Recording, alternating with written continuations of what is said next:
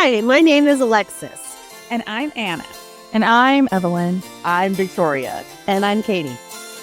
Welcome to Marmalade Mermaids present Our Flag Means Alliance.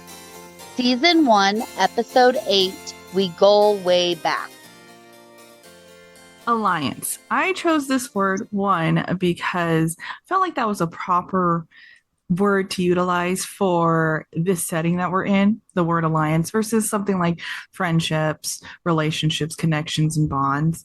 And on top of that, the story that I used, it was the story that I thought of was kind of a fun way to utilize the word alliance versus friendships. So, my first job ever, I had this supervisor. I was very much, this was my first job, and this was when I was still fairly young, very, very much shy, introverted, like peak social anxiety, don't know how to deal with, like, was very, like, just very much shy and didn't know how to socially be a person. The job that I was in, there was already obviously two alliances in there. There was the one with the supervisor that I became like friendly with and all that. And she made me feel welcome and belonged, but it was mostly because I was Filipino per se.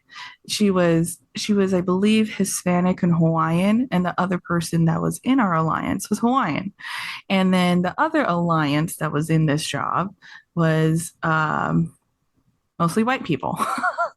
So there was like this odd, like just kind of separation there, mostly because she kind of had very not great views and everything. She just had this idea of like they didn't like her because she's not white kind of thing. So she was always automatically like, I'm just going to stick with, people that I'm more similar to. But that's very superficial like thought. But I did feel like she let me feel welcome, and that was anything. I was seeking some sort of anything, because once again, it was my first job, and I really didn't know how to like really make friends like well at all at that time, especially. So continuing on, she ended up leaving that job and going to a different job, and she brought me and this other girl along with her, and that's the job where I met Ben. Now, once again, it was another similar thing that happened. We had the two alliances, which was me, my supervisor, and the girl that she brought along with this like nice, sweet little older Hispanic lady that Ben and I still fondly talk about here and there. And we were like the opening crew, opening shift, and Ben worked on the closing shift. And the closing shift was once again kind of mostly filled with younger people about my age, and they were mostly also filled with white people.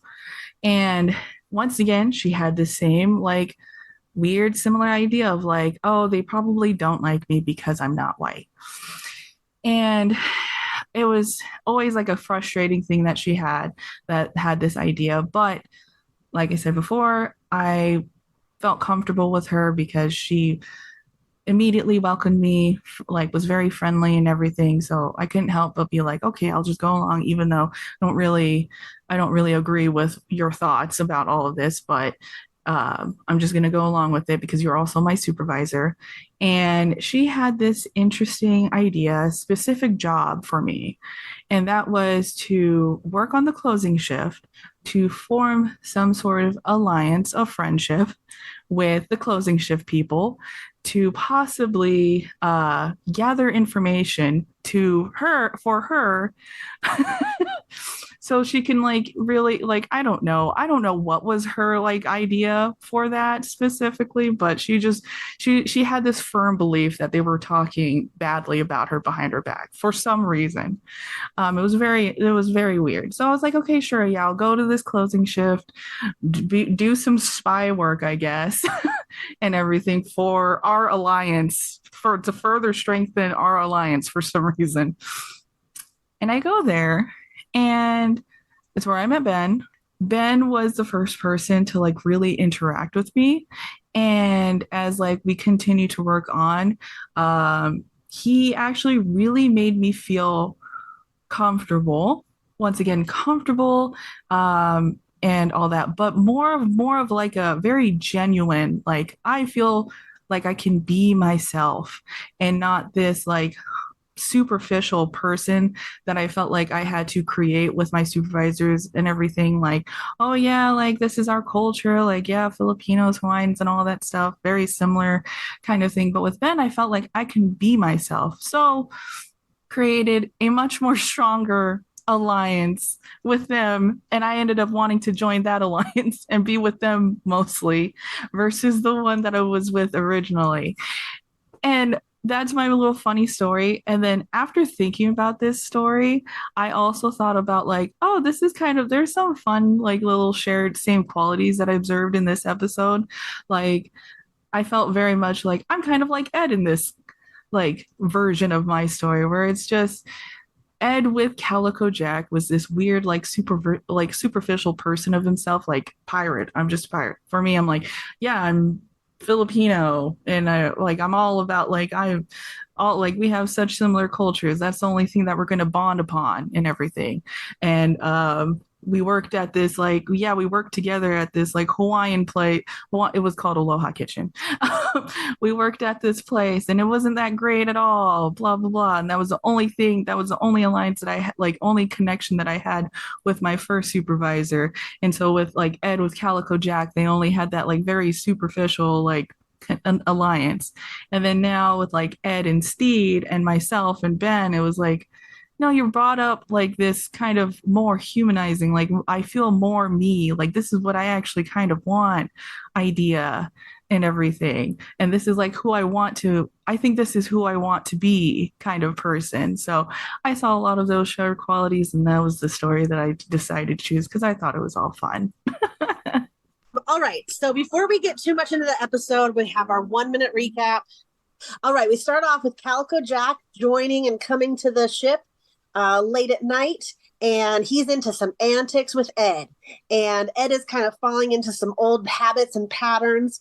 Meanwhile, Jim is on a revenge trail and does a fake priest thing with Geraldo, and then Alawande is really missing Jim, and he gives up his room, and Wee John and Frenchie kind of form a little group and like, we're going to make this our sanctuary.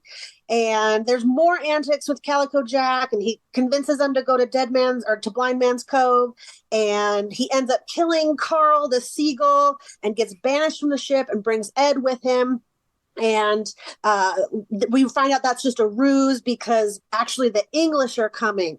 And Ed rejoins Stede on his ship just in time to have to stop him from fighting back. I'm like, we need to surrender so nobody dies. Okay. Okay, good. Now we get to talk about where we saw the theme in the episode. I think I'm going to choose one of my favorite like alliance that was kind of built right off the bat, because I haven't saw like it. So it's the first time really seeing the interaction between those two and everything. It's small, but I really liked it.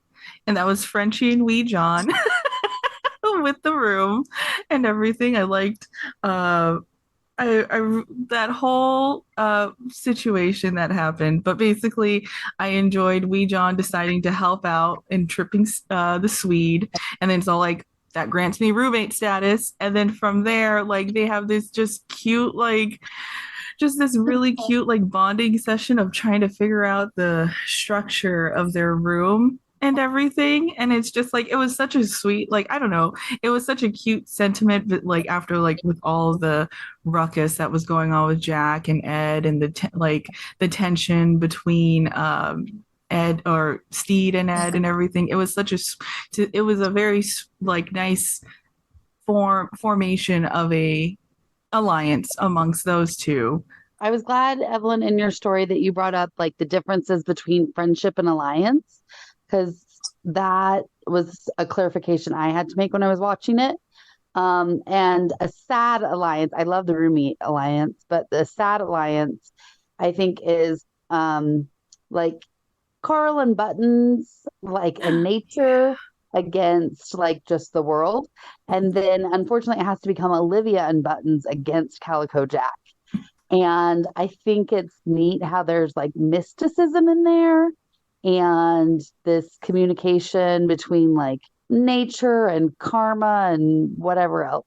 I like looking up the etymology and the meaning of words. I just sort of like diving deep into it. So I like that you talked about again the alliance versus friendship, because I definitely was trying to figure out like the different meanings of alliance, and it's pretty straightforward. What I found was just to bind.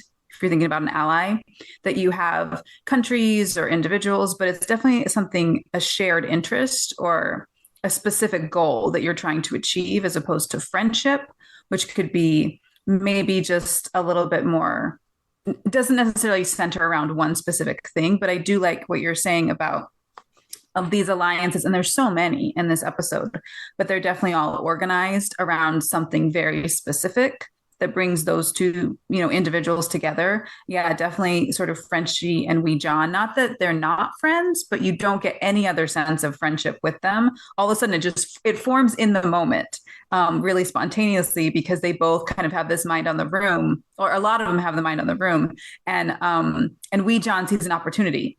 And I do think it's interesting that he's tripping Swede, because he could have tripped Frenchie and then had an alliance with the Swede. And so like, okay, well, that grants me roommate status. If he cares about the room and that's the only thing he cares about, then it doesn't really matter, I don't think, which person you trip. But he seems to have a preference. I'm going to align myself with Frenchie, which I think is an amazing call. I would as well. But yeah, I think that I think it's interesting, and also looking at how the alliances shift over the course of this episode. A lot happens in this episode in just a short amount of time. So many things kind of change. But I was thinking about the crew and how they have this alliance around these activities that Calico Jack wants to do. And they seem like they're really into it. Definitely is that pirate experience that they want to have. And they all, again, like they seem like they're pretty on board. They comfort Calico Jack. They're in for all of the like various aggressive, violent things that Calico Jack wants to do. But then when it switches and Carl is killed, the crew is automatically aligned with Stede. And Stede is their captain. And they, will then kind of like really back up Stede, and they're there for Stede and supporting Stede, which again, I think the thing that I really wanted to think about was just the crew and how they shift from one to another, from Stede, who they sort of didn't really think of as a strong captain, who's that pirate person they really want to follow. But in the end, he is the person that they really want to align themselves with. And I think you see that in Frenchie and Wee John. I don't know that they necessarily have thought about interior design before, but Stede definitely has an influence on that. And you can sort of get that sense of Stede's, the things that Stede cares about, which include sort of like the layout of the room, is something that they sort of internalize, and then they take, and now they have a room. They're like, okay, well, now we know what to do with the room. And I think it's sweet because it comes up again later in season 2, where the crew talks about arranging furniture, which you got that from Stede. So again, just the little sweet things I noticed about Alliance. I liked in your story, Evelyn, you talked about there's an element of identity in connection to the alliances you had. And I saw some of that in the episodes too. Specifically, I was thinking about Black Pete when he's kind of saying, but what if some of us felt like we were more on Blackbeard's crew? Like he identified that way. And how much of our alliances are because of our identity or influence our identity, like we take it upon us. So I just thought that was an interesting thing as well. And that was one of the things that I forgot that I wanted to bring up, was that like kind of going back to our like last week's not last week's, but our last episode of Discovery, how I always feel like, for me personally, a lot of my self-discovery really came from like all the different people I met throughout my life. That idea of thinking about the one theme sort of leading into the other, or coming before, or then working, having a conversation with the theme that came before. Because I love that idea about Ed, as you discover more about yourself, your alliances change.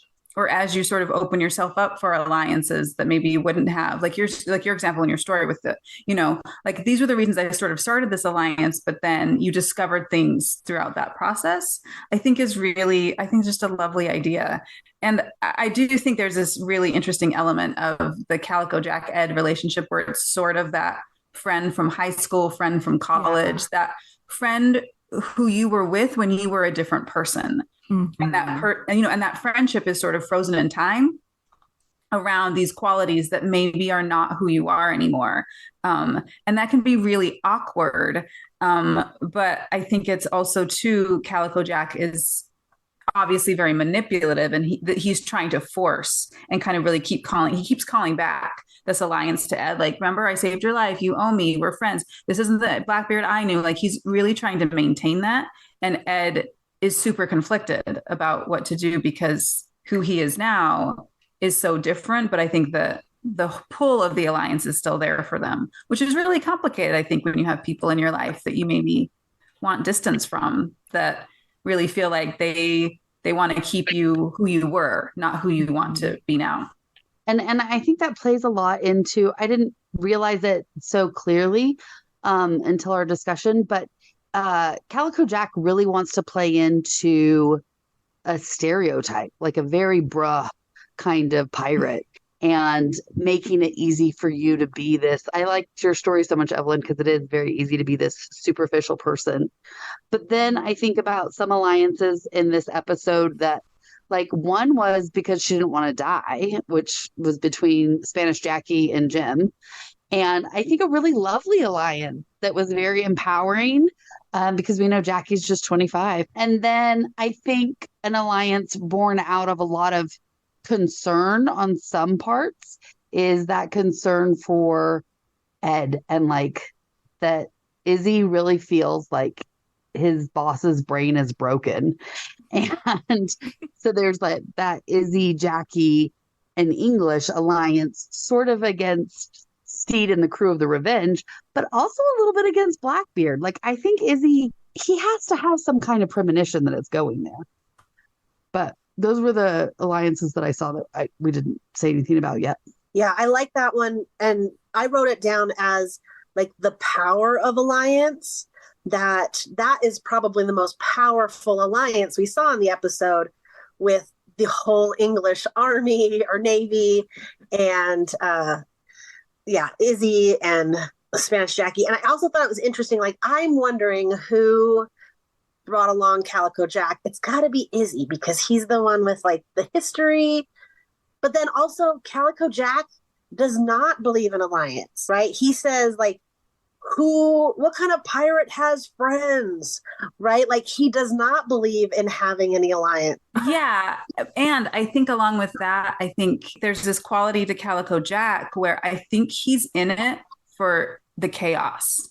I think he has this like cruel chaos, destructive quality to him. I think he's just in it because he wants to mess stuff up. He just wants to destroy things. And I think it's interesting sort of thinking about that. Like, Izzy, I do believe, and it's interesting, the alliance part actually is part of the previous episode, that alliance that kind of gets the ball rolling. But I think, yeah, Izzy is definitely, he's doing this to protect Ed. He probably knows this is sort of dangerous and whatever, but there's definitely risk involved. And I think he's okay with that.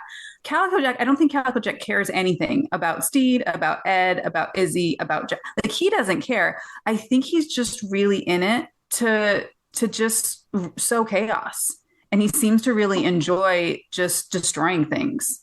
So one thing that it's not a Havruta question, but I didn't know, and I was really interested in it again, and I had it in my notes. But then when Anna was talking about Ed and feeling conflicted, and how Calico Jack keeps doing that, calling back to like, remember, we're connected. Remember, I saved your life. Remember, you're with me and we have history.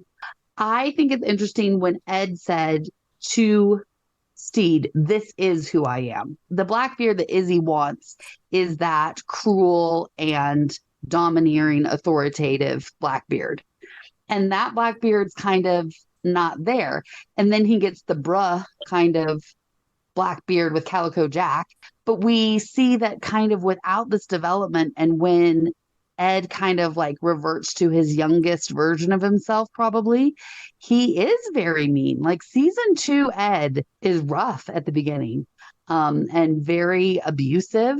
And I think it goes back to what we talked about in the beginning with Stede, that like if you are in a system of abuse, you either are going to stop the abuse or you have to become a perpetuator of that abuse, and participate in it too. But it's a great thought. I don't know. I don't want to get into it too much because I think it gets into too much into season 2, but I think there is a good like pushing on that idea of, is this him?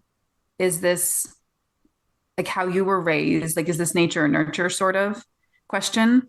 But I do think that in this particular moment, he definitely seems to just kind of be going with it, except for when we get to that part where Calico Jack is talking about him burning all the guys on the boat, on the ship. Because there's this look on his face, on Ed's face, where it's almost like this PTSD where he's just like, oh. And then he's kind of like, oh, well, technically the fire killed those guys. And I think for me, I think the part that kind of throws off that statement where I don't know if I fully believe Ed is Calico Jack is present.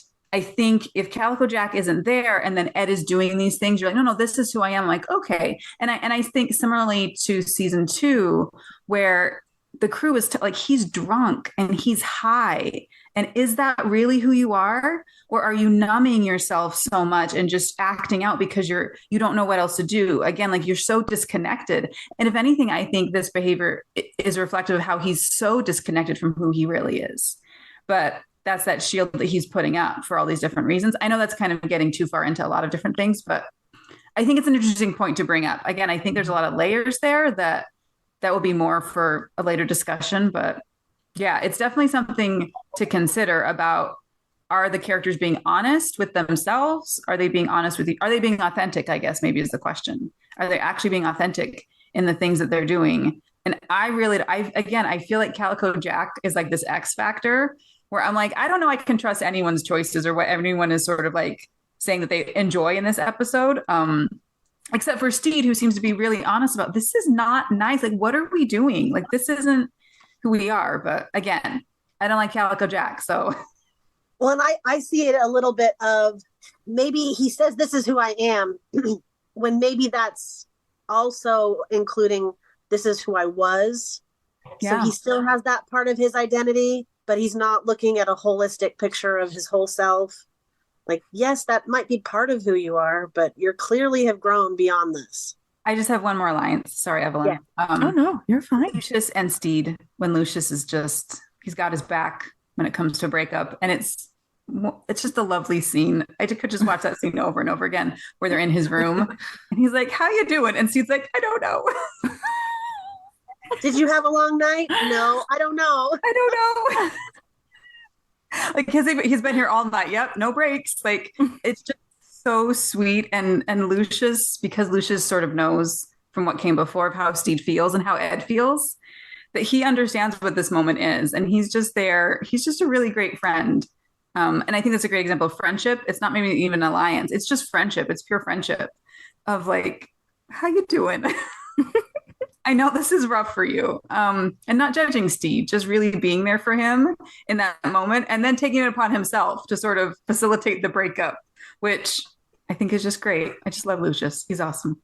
He is. I loved like their relationship. Like from the first episodes, like very much like Lucius was absolutely part of this mutiny and everything. And then as the time goes on, like has like you can kind of weirdly see that Lucius like now he really cares for Stede.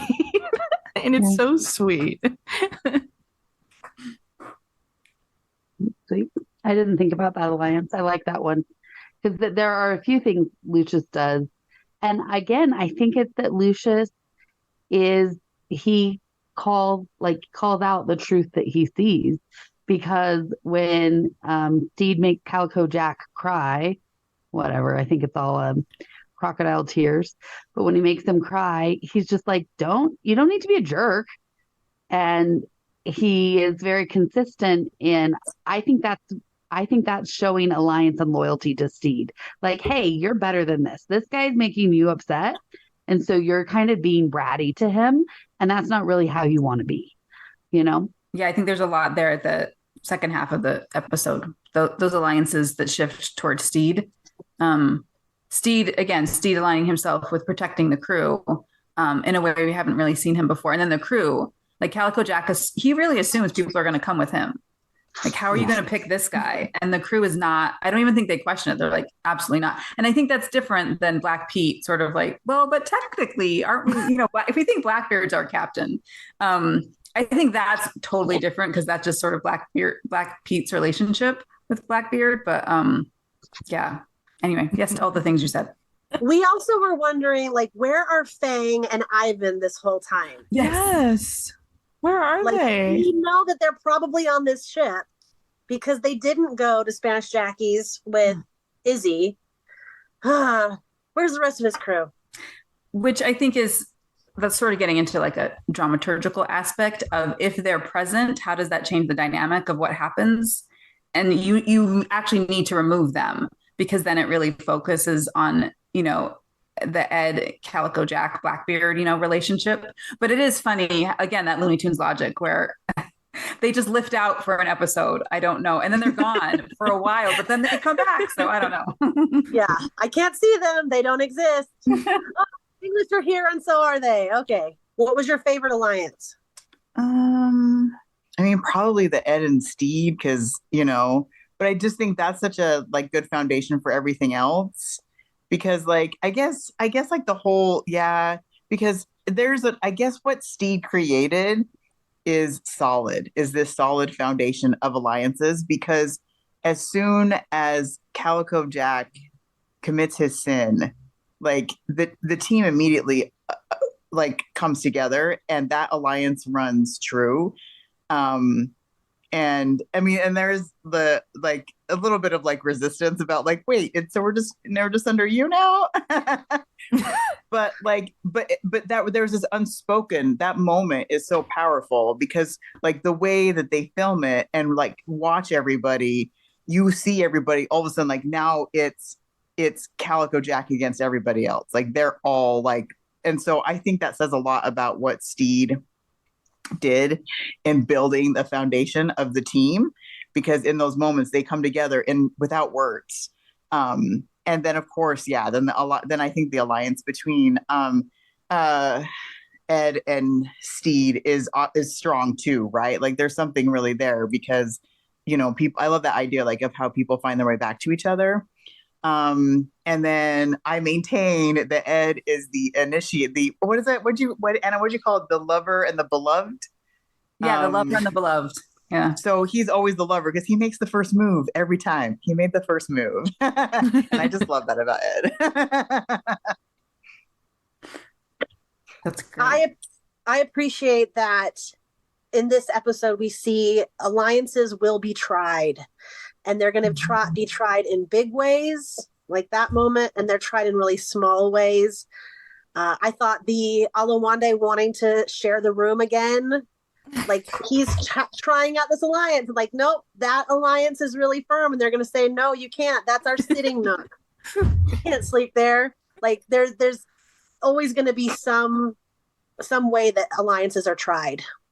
Victoria, I love just what you said about Ed and Stede, because we hadn't talked about that, but I do think it's a beautiful alliance that just sort of goes on forever. But it made something about the way you were talking about it made me think of Jane Eyre, where Rochester talks to Jane. He's like, I feel like there's this string that's tied, from my chest to your chest. And if it gets too far apart, it's gonna break and I'm gonna start bleeding. And I have to be closer to you. Because I think it's just this, as much as I'm like, oh, this episode is hard to watch, it's just so wonderful at the end because you see Stede's expression when Ed comes back. And once Ed sort of understands that Stede's in danger, which is sort of making that first move, he's always very physically protective of Stede. He's always sort of I will make sure that you are safe.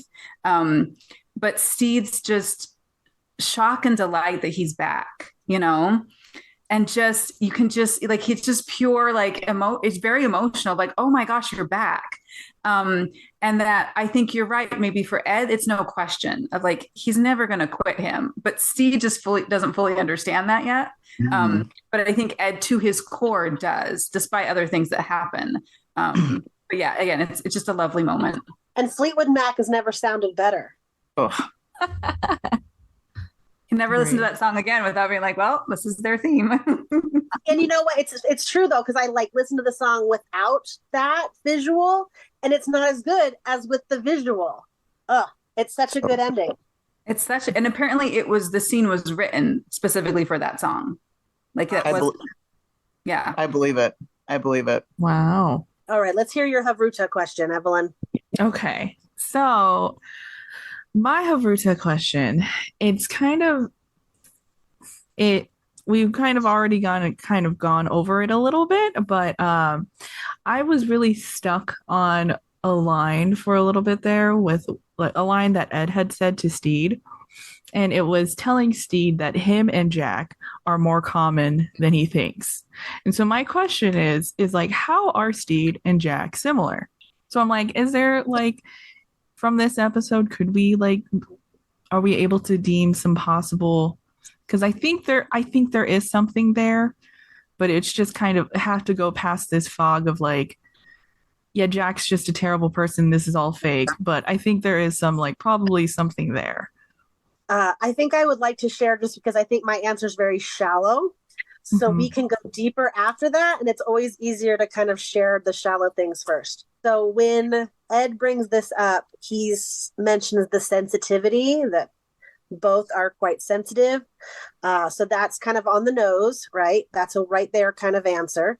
And then the other one is they both have a relationship with mutiny, because Calico Jack has had mutiny multiple times. And we know that Stede was like on the verge of having his crew turn on him. That's a really shallow way, but that's a start. But for some, I don't know, for some reason I'm stuck with this idea that like they are very similar, but probably that just very just in these different extremes and everything. Like, could Calico Jack and Stede, like without the inclusion of like Ed, could they have been friends?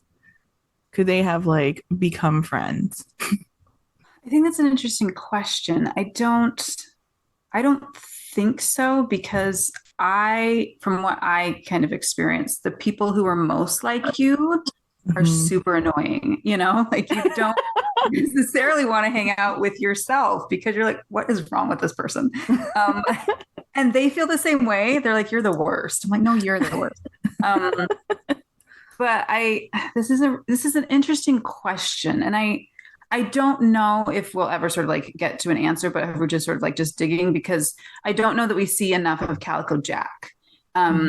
There's this very superficial reason for him to be there. He's a plot device, but that's not to say he's not also like a well-defined character and there's depth to him. But I think in the way that he functions in this particular episode, there's so much that again is like contrived, because it's like a chess game. He has something he's trying to do. And so I don't know how much you can sort of infer that those are his real motivations. That's actually what he wants. But you do like get these little bits and pieces. But I've just been thinking, since you asked the question, about going back to the actual line of like what Ed says. He says, well, Jack's always been a bit emotional. The two of you actually have more in common than you think. I know he comes on a bit strong at first, but he's insecure. And I feel that very, very specific thing is what he's talking about when he's saying you're more alike than not. That Stede is also very emotional, but then it's also, what do we mean by emotional? What are we saying? Because I think Alexis had said sensitivity, but a sensitivity can mean a lot of different things. Whereas Ed says he's emotional, which is sort of like these reactions, these highs and lows, which Stede definitely has.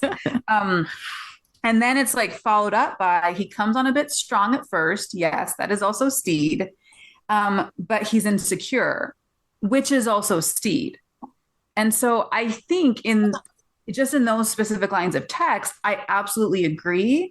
And I think, again, I'm with you that there is a lot of depth to Calico Jack. Just because I don't want to go there doesn't mean it's not there. But I do think that a lot of what he's doing is masking that insecurity, similar to some of these, violent things we see Ed do in season 2, are about his own pain and his own insecurity. But I think the conversation that he and Stede have when they're peeing, I don't know what to do with it, because Calico Jack, the way he presents what he's saying, there's just this layer of homophobia to what he's saying and judgment that's really icky. And I don't know what that means. I don't know. I think it's a good question of, was Ed ever really attracted to this person? Is Calico Jack telling the truth? I think Calico Jack is not. I don't find him as a reliable narrator, but that's not to say he's lying, but just he seems like he's telling pieces of the truth.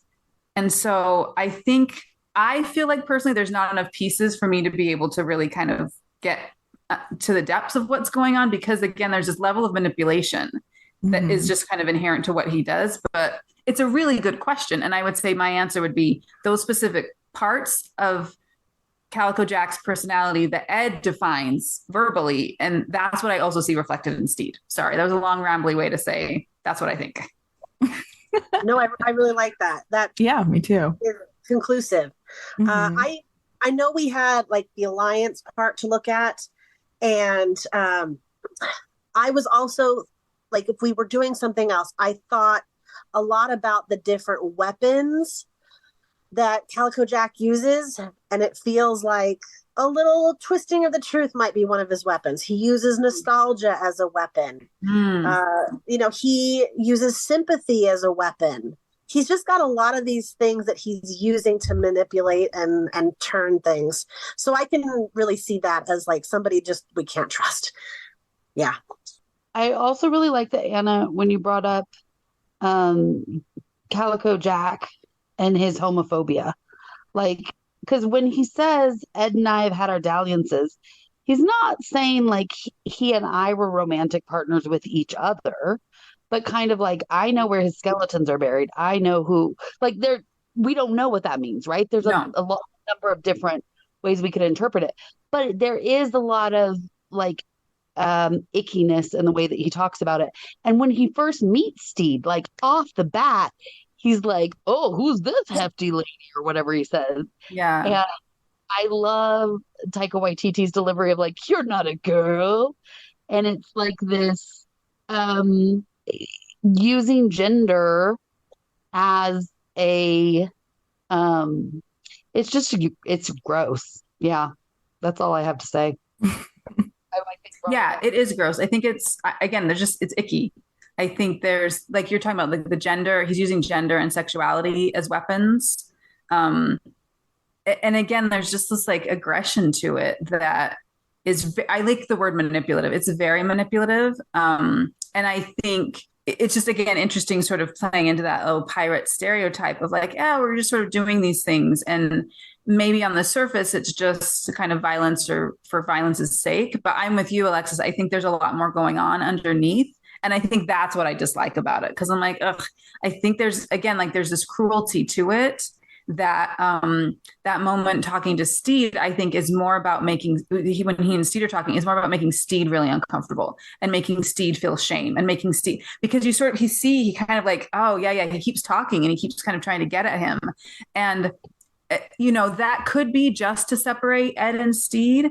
But again, there's just something super gross about it that I think is put there intentionally, but it's also something I'm like, I don't know how deep I want to dig into this. Because no, that's fair. Mm-hmm. Yeah. And it's interesting to watch it and think about how much is because he went with a mission.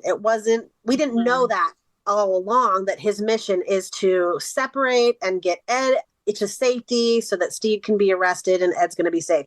So he's trying to apply this wrench, right? Or this crowbar into this relationship. And so I could see that. But yeah, it's a gross way to connect.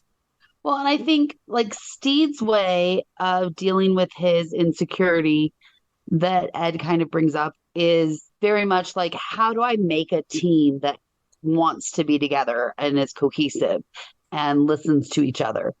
And he really seeks for that. And we see that with his crew, like talk it through as a crew. And when he has these flashbacks about being a little rich boy and being weak and being a baby, he kind of does this positive self-talk and like, I am adequate. I am, able to be a polite menace. Does he say that yet? I don't think so. But he just kind of has more of a reframing.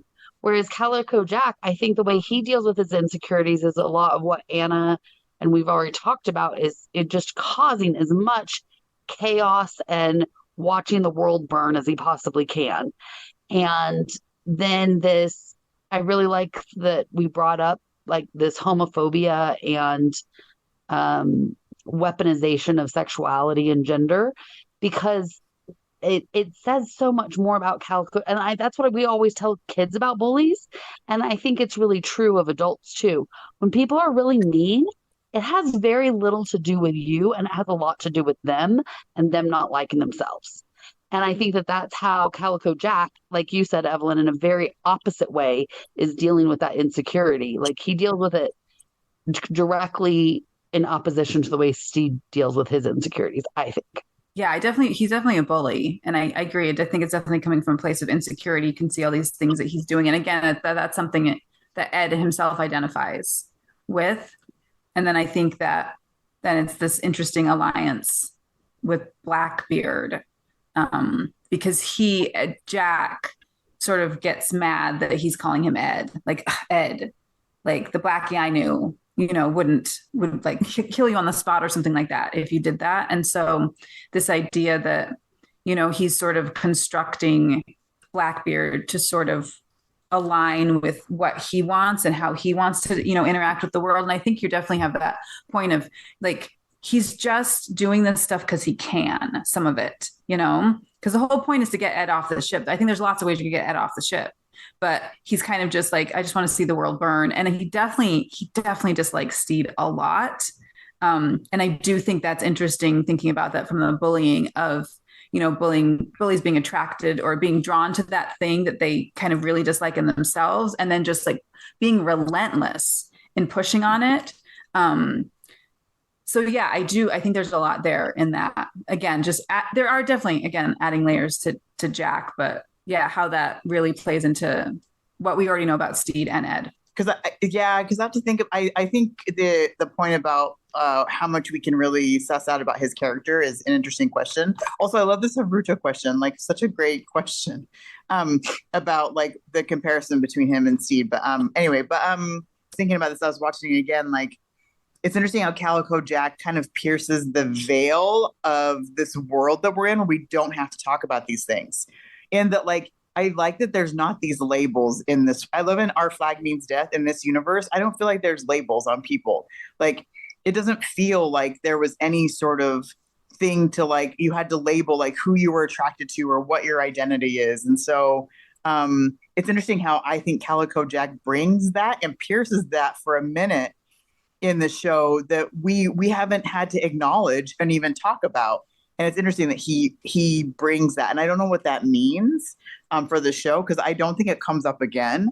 And I just think that's an interesting choice from like like what to do with that character as a way to like take us out of this universe that we're in. We're like, we don't care. Like, we're all just doing our own thing. So anyway, those are all my random thoughts. I kind of like that, the piercing moment where he's setting himself apart from this world. And there's a number of things that make you dislike Calico Jack, but it's one of those that's just one that's really strong. And then at the end, you have a satisfaction as an audience that he died, right? Like he doesn't belong He's here. definitely dead. Be here anymore. So I appreciate that, him not being in the world even more now that I see that in some ways he doesn't seem like he belonged in it. Okay, so I don't want to have another Haruta, but I'm curious about what you make of Ed's line, "Never left." Oh, What about that line? Say more. So I'm thinking Well, he actually did leave, but I'm thinking he's reading it as like emotionally, I never left, right? Like I was still in your alliance, I'm still on your team, and I never left your team, where he actually, physically left the ship. So I just wonder what you made of that. I loved it. It was such a sweet like sentiment to add. Like just to let you know, like I'm never like I've always been here. I'm always going to be here for you kind of idea. Like and it, like even though I'm not here, like you're in my heart. I loved it. I think it's the thing we were just talking about with the alliances, as far as like how deep it is. It's not Yes. like about you're talking like the testing of alliance is also like it's not about the physical location, right? It's about what someone think their intention. It's their intention. Alliance isn't just about that, and so that's interesting because I like your question's a good one as far as like because it kind of like cements I think what we were just talking about that connection between them, and Anna's comparison to Jane Eyre with the string between them. And like pulling them to each other is that is like he's just reassuring, even if I'm not physically here, like my intention is to be here. And so that's an interesting way to think about our relationships with other people, right? Like, is it always just that they're right here in my, orbit, or that there's this something deeper? Yes, because there is a moment where he has this ultimatum, like you have to choose either Calico Jack or stay on the ship. And he chooses Calico Jack in that moment. But I think and then he sees very quickly, like, what is the outcome of this? Like, I've been deceived, and like reels it in, takes it back. And that's kind of that testing moment. Yeah, that's really interesting, your question, Alexis, because I actually thought, no, Ed never left. He got off the ship. That's different. They were always in line of sight of each other. He never actually did that next step of like, okay, now we're going off into the ocean, just the two of us. And so I think that's interesting of if you, and I think you could take that, you got off the ship, that is leaving. But I don't necessarily see it that way because I feel like you're sort of saying is that he's still energetically connected to Stede, which I think is very different than what happens at the end of episode 9, where like, this like is a separate, like you're gone. And I don't think this is that same moment because again, I think that there's that boundary of maybe, and I hadn't really thought about this until like what you guys were saying, if I don't know if maybe is Ed getting off the boat to get Calico Jack off the ship after what just happened. Because this person is dangerous. And this person is a threat. And again, Ed is always sort of demonstrating that he's protecting Stede physically in all of these different ways. He's kind of like, I will, I'm like kind of your defender and I'm there for you. That's really kind of what he's bringing is to show his care for Stede.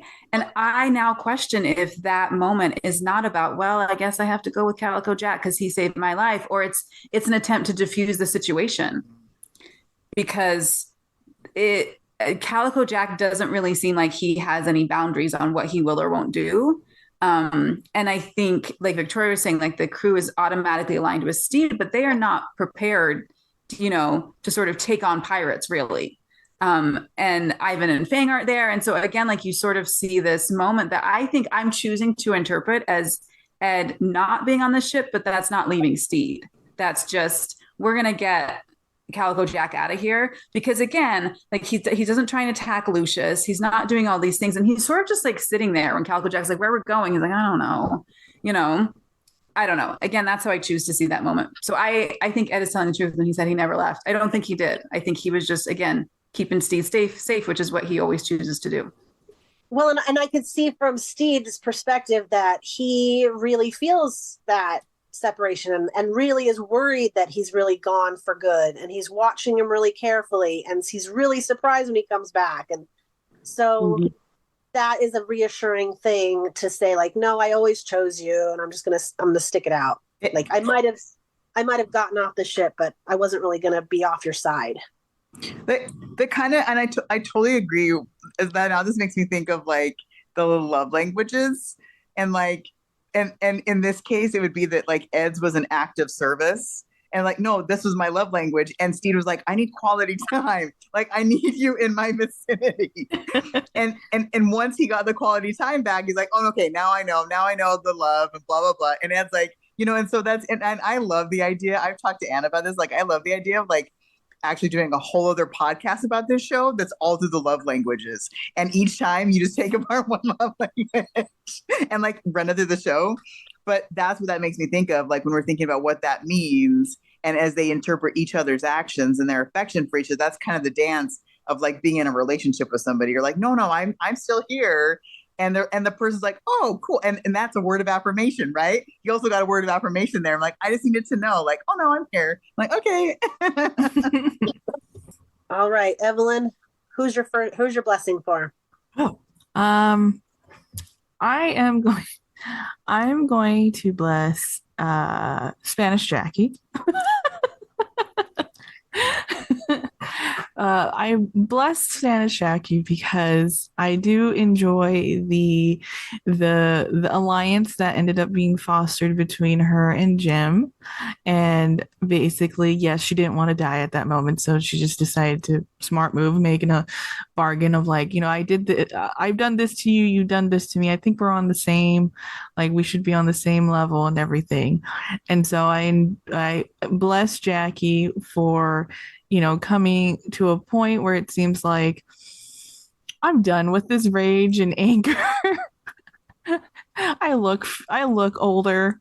I'm 25 and everything. And so I'm like, yes, bless Jackie. Keep going on this. Like, let's try to be better. Maybe kill off some of those husbands. Maybe that's also an issue as to why you're getting so angry. Never thought of it. Maybe the husbands are making her older. Maybe. All right, Victoria, who are you blessing? I'm gonna bless. I'm gonna, in the spirit of Alliance, I'm gonna bless Izzy because I think that's what led Izzy to this is his alliance. I think there's his intention. And it is, I mean, and his there's something very true and admirable about his alliance. And so we do crazy things that can hurt people. And the people we're even trying to like protect in our alliance. So I'm gonna bless him and his alliance to Ed. Excellent. My blessing, I have a feeling I'm not the only one. My heart goes out to Olivia. I feel like I need to bless Olivia. I saw so much loss in this episode. Like when I was watching it, I thought over and over, like you could have a whole theme of loss in just this episode. And she has a very significant loss. So my heart goes out to her and people who are grieving. It's grief again. Last episode, it was grief. This week, it's grief. And hopefully you have some buttons out there that you can kind of, consolidate your grief and commiserate together and form a new alliance. Katie, who are you going to bless? I would like to bless Ed because I feel like it can be incredibly uncomfortable to have people who know you in different ways all show up in the same place. And I think he handles it in the best way he can. And I love that he rhymes so much this episode. Easy peasy pudding pie. And yeah, he just has like 2 or 3 rhymes that I really like. And then they continue on into the next episode. And bless Ed. He's going through some things and he's doing it well, I think. Thank you. Anna, how about you? My blessing is for Carl the bird and the unnamed crab.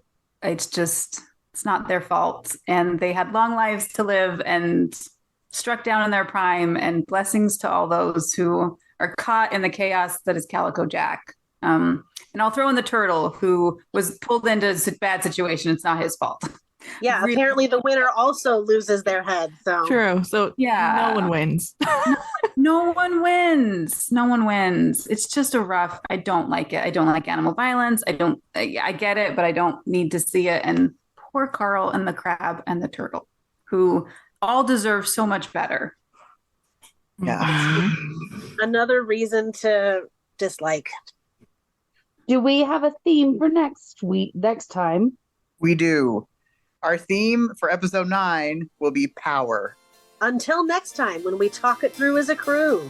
We've got to design our sanctum. You can't put a time limit on fun. That grants me roommate status. Right. But what if some of us saw ourselves more as Blackbeard's employee? And if you don't love me now, you will never love me again.